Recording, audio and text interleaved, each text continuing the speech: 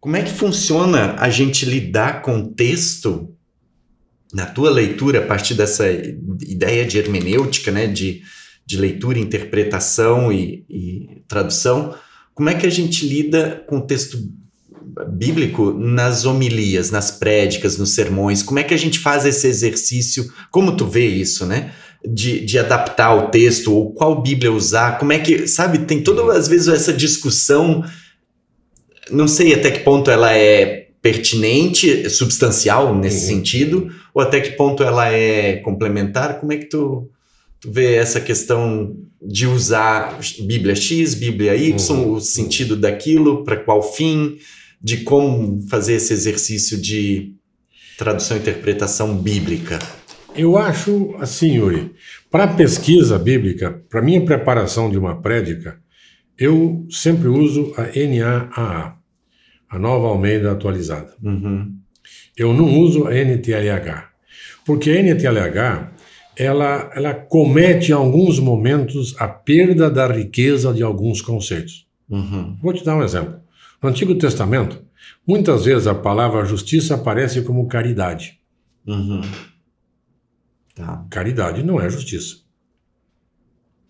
Certo? Caridade é uma coisa. Não estou dizendo que não seja uma coisa boa. Só que não é. Justiça, sabe, do hebraico, é um conceito forte. É um conceito que em toda a Bíblia perpassa o justo, a justiça, a prática da justiça. Eu não quero fumaça lá nos profetas, não quero carne, não quero justiça. Entendeu? Eu quero isso. Então, eu acho que quando você prepara a prédica, você devia pegar sempre a NAAA, porque ela é, digamos assim, uma tradução que está dentro da sequência tanto do Antigo Testamento como do Novo Testamento, do hebraico e do grego. A NTLH já é uma versão mais arredondada, vamos usar esse termo.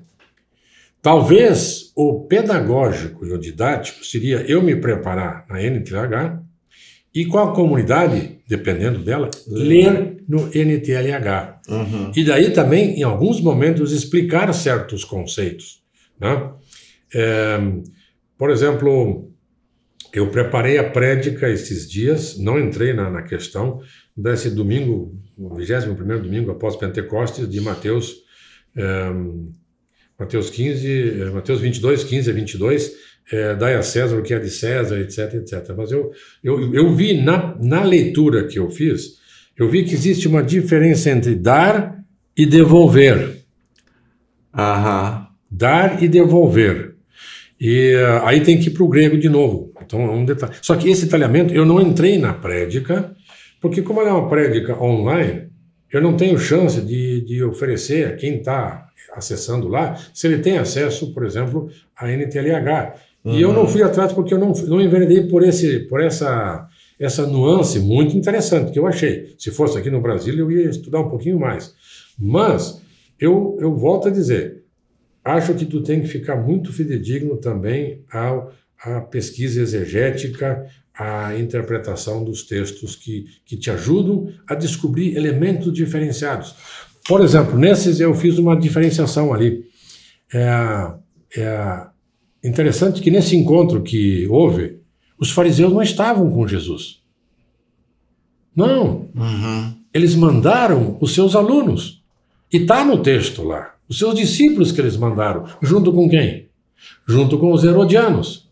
Mas aí você mete tudo num saco. Mas os fariseus e os herodianos... Não. Eles eram discípulos de fariseus. Significa o quê? Eles ainda não eram fariseus, eram discípulos. Devem ter, mais tarde, passado por um ritual para se tornarem fariseus, né? E então eu peguei essa questão também de discutir um pouquinho quem é que estava chegando ali. Era gente também que queria botar Jesus numa armadilha. Né? Numa armadilha. E Sim. Uma armadilha muito bem montada, porque eles começam confessando quem é Jesus. Né? É o verdadeiro, é que ensina o caminho de Deus, é o que não faz acepção de pessoas. Ali, na linguagem de hoje, ele trata todos iguais. É diferente, de novo, a acepção de pessoas é quando você começa a botar as pessoas em caixinhas. Sim. É um pouquinho mais profundo do que iguais. Está todo mundo igual. Né? Nós somos iguais perante a lei. Isso é outra coisa, outro departamento.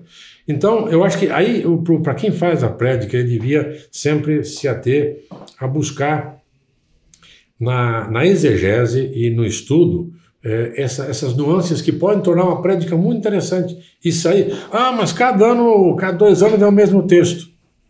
Mas cada ano tu tem possibilidade de redescobrir um detalhe, né? E um enfoque que tu pode explorar diferentemente daquilo que você está dizendo, daquele texto ali. A mesma coisa, eu já ouvi várias pregações sobre a parábola do bom samaritano. Eu só vou citar isso aí. Eu acho que ela é muito popular. Uma boa porção não usa o último versículo. Vai tu e faz o mesmo. Não usam isso.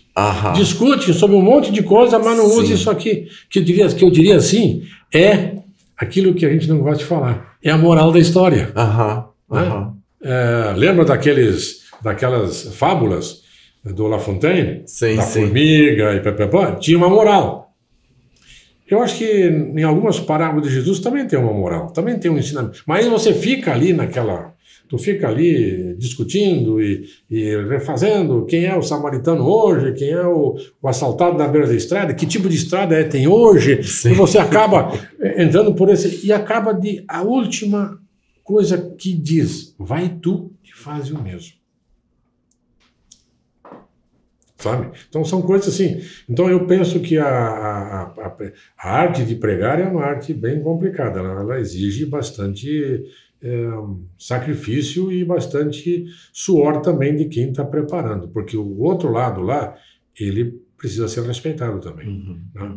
E não fazer como um tempo atrás, muitos anos atrás, nos contaram que um colega nosso foi pego no púlpito, porque ele pegou o Proclamar a Libertação, abriu e leu e empurrou um pouco para frente. E os que estavam nos primeiros bancos viram que era. E ele leu a meditação de um texto de um colega, como se fosse a prédica. Nossa. Entende? Sim. Então, primeiro ele é desonesto com o público. Ele não disse que aquilo era... Ele achou que era dele. E aí eu te conto uma coisa do meu estágio em Curitiba, com o falecido pastor Bliman. Eu não sabia bem falar alemão. E aí um dia o Bliman falou, Joca, você vai dar culto lá na Inácio Lustosa, na rua, que era chamada de Kleinkirche. A igreja pequena. Tu vai fazer um culto em alemão. Eu falei, não, eu não vou fazer, não sei falar alemão. Não, tu vai fazer um culto em alemão, sim, nós vamos fazer tudo junto aqui, e a prédica tu vai fazer uma Lesepredigt. Vai ler. Vai ler uma prédica.